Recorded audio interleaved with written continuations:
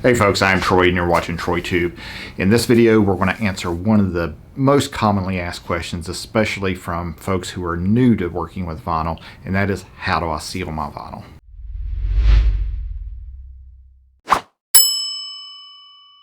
Well, the short answer to that question is you don't. In most cases, you don't seal vinyl with anything. Now, there are some exceptions, and there's some exceptions of why you would want to. There's some exceptions to why I personally would not seal vinyl except in certain cases. So I'm giving you this answer partly as a vinyl industry perspective, but also as part of my opinion and experience over the years working with vinyl and different materials. So one of the rules that are out there with crafting and any kind of art or anything like that is there are no rules, to a degree anyway. So everybody has their own techniques, methods, some things you shouldn't do or not supposed to do, but you can do and they work perfectly fine. Nobody has a problem with it. Other things are just bad practices, and there's some misconceptions about certain things out there, and one of those is about whether or not you should seal vinyl or how to seal vinyl. And so let's talk about it from a perspective of something very basic. I'm putting a vinyl decal on, say, a wine glass. You're applying Oracal 651 permanent adhesive vinyl to glass, a smooth, glossy, hard finish. You don't seal that. For one thing, with something like a wine glass, you're probably not going to get anything that looks very good when it's finished. I'm talking about a clear glass, wine glass, not a stainless wine tumbler or something like that. And that vinyl is going to adhere to that glass just fine. Once the adhesive cures, it's going to have a really strong hold on it. The one exception to that, I would say, is going to be if you cut very tiny pieces or very thin lines. And the reason is because the surface area just isn't large enough to get a good firm hold to the surface if those lines are really thin or really tiny pieces or something like that. And these are what I call orphaned pieces. If there's tiny pieces or lines that are out by themselves, not attached to anything else. If they are attached to something else, they can still come loose through regular handling. Vinyl, there is no vinyl that's really dishwasher safe. I think if anyone labels their vinyl as dishwasher safe, I think some of the manufacturers out there call it dishwasher friendly.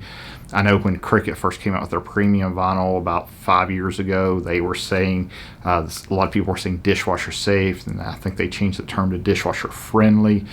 So when those adhesives are subjected to high temperatures and high water pressure, things like that, it can come loose, or it can degrade the adhesive or degrade the vinyl film itself. Especially if you put it in a washer that uses heated dry, or maybe you put it on the bottom shelf. There are so many variables with dishwashers that it's very, very difficult for anyone to issue a blanket statement, say this vinyl is dishwasher safe. There's, you can do tests, you can run through dishwashers. I've seen people, show these things, and it's dishwasher friendly, I would say, at the most, to a good quality adhesive vinyl. But that is also only, considering, like I said, that you have pieces and lines that are thick enough for that adhesive to have a good hold on the object. And if the surface, what I say is this: if the surface is proper, meaning that it's a clean, dry surface, it's oil and wax free, the harder and shinier a surface is, like glass, or the paint surface of a car or something like that, that's very solid and glossy, that vinyl will adhere to that better than it will to something like, say, a piece of wood that has wood grain texture on it, or maybe something that's matte plastic, like a bucket or something like that, that doesn't have a really good smooth surface. So sealing vinyl in those kind of cases, you really don't want to do, because if you're putting a decal on, you would never put a decal on a car window and then try to seal it some way on there. Now, I've seen some people leave their transfer tape on, but that's because they didn't know they were supposed to peel it off. The funny story was, when I worked for Cricut, I went to a site visit to a company once and was explaining some things to them about vinyl, and I made a comment about I told him that story, and I said, now that I've told you the story, I said, sometime in the next couple of months, you'll probably be at a stoplight behind a car and recognize the transfer tape is on the decal on the car. And we walked outside to go to another location down the street. And when we walked out, the person that was in the meeting with us looked at me and said, would you look at the back of my car? And the back of their car had a decal with the transfer tape on it. So that was pretty funny. Anyway, so, sealing vinyl in permanent vinyl in that kind of a situation, when it's applied to something that has a proper surface, you don't have to worry about it. The exceptions, I would say, are, if you're doing tumblers and you're using the countertop epoxy or crystalline or something like that, where you're putting something that is, you're really not even sealing it, you're encasing it. And so you really can't even feel the vinyl on the surface. That is, you're really encasing that vinyl into something that hardens, and there's no chance it's going to come off of there along with anything else. That's the reason you do that when you put glitter on it, so that the glitter is encased in something. And that is different from sealing vinyl on, say a sign or something like that. Now, I mentioned in another video the other day that I did make a sign one time with some Cricut temporary adhesive vinyl.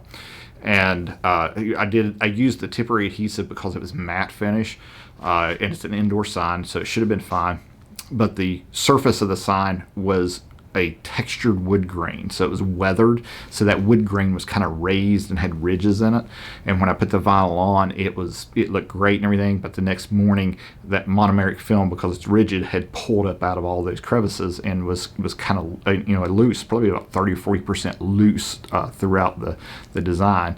So I ended up putting a coat of polyacrylic over top of that, a couple of coats, to seal that in and hold it in. That was probably an exception. I probably wouldn't normally do that. I probably would have sought out, maybe I would have done stencil or something, but then it would have been hard to keep it from bleeding too. So there's different reasons you may or may not want to seal vinyl on a sign or something like that.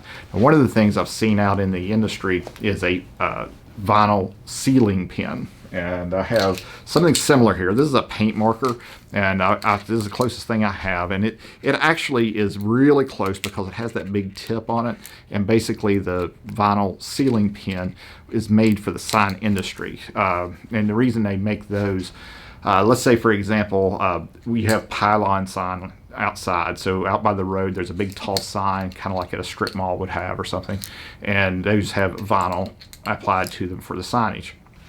If I was a sign company and I did someone's sign and for whatever reason, maybe the corner of one of the letters is lifting a little bit, I could go out and use the sealing pen to go around the pieces of vinyl and put that on there. It's up on a sign where you don't have it right in front of you, so you can't see it, but it does leave like a line around the edge of it, and you can see it very clearly.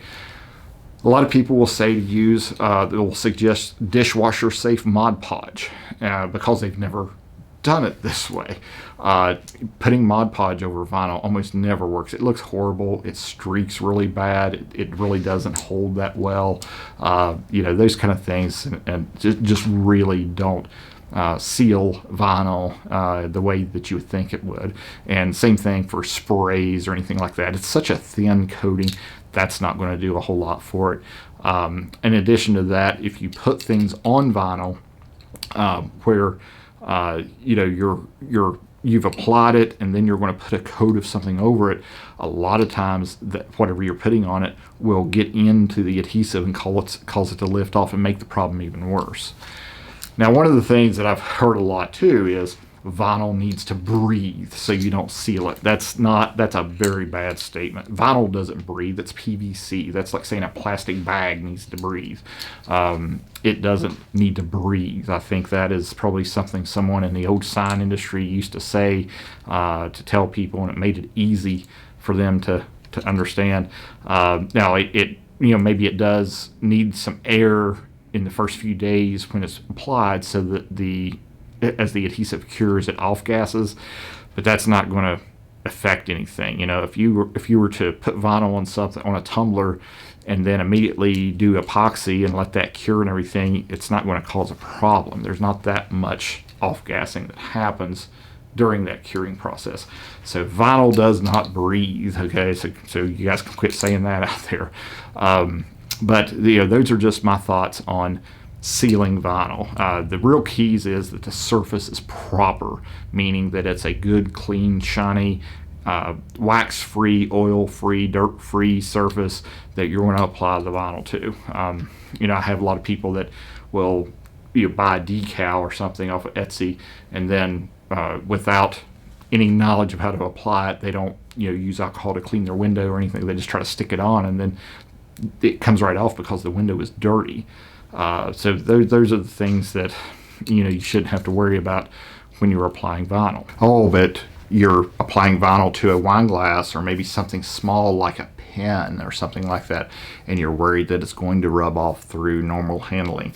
Well, don't do that. That the vinyl is not meant to be cut and applied that small. So now I know some people do ink pens and they use epoxy and seal them just like they do stainless tumblers and all that. And that's perfectly fine.